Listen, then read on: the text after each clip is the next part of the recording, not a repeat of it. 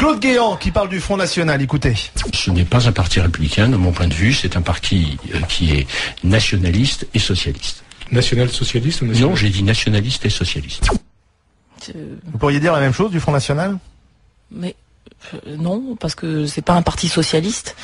Le parti socialiste, le socialisme, c'est une certaine conception de l'égalité et un combat permanent pour l'égalité.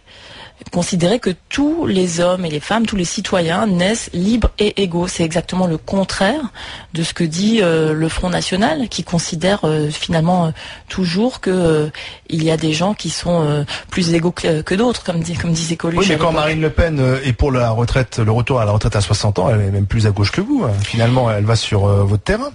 Elle essaye d'aller sur notre terrain du point de vue social, mais on sait très bien que du point de vue des mœurs, de la société et de sa conception de l'homme, tout simplement. Ça relève d'une conception profondément inégalitaire de la répartition des droits au sein d'une société.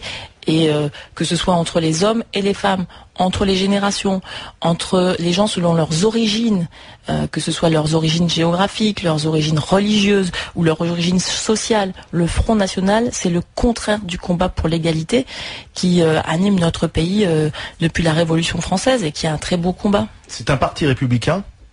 Je ne sais pas, mais moi, bon, il est dans le champ, dans le domaine, dans le champ politique, donc il faut faire avec. Est-ce que vous seriez scandalisé si on apprenait que Marine Le Pen n'a pas ces fameuses 500 signatures et ne peut pas donc concourir à l'élection présidentielle ? Je suis persuadée qu'elle les aura, que c'est une opération de communication, puisqu'à chaque fois ça a été le cas, et à chaque fois on nous refait le même coup, des signatures qui vont manquer. Donc je suis persuadée qu'elle les aura. Est-ce que je serais scandalisée si elle ne les avait pas ? Non, parce que, encore une fois, je trouve que le Front National n'est pas un enrichissement pour la vie démocratique.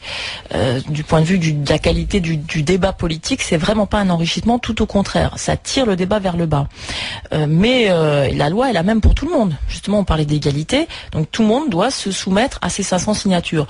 Maintenant, après l'élection, voir s'il doit y avoir des aménagements, des modifications de cette disposition, ça sera à discuter, mais dans la sérénité d'une période après élection et pas là à 2 mois du premier tour.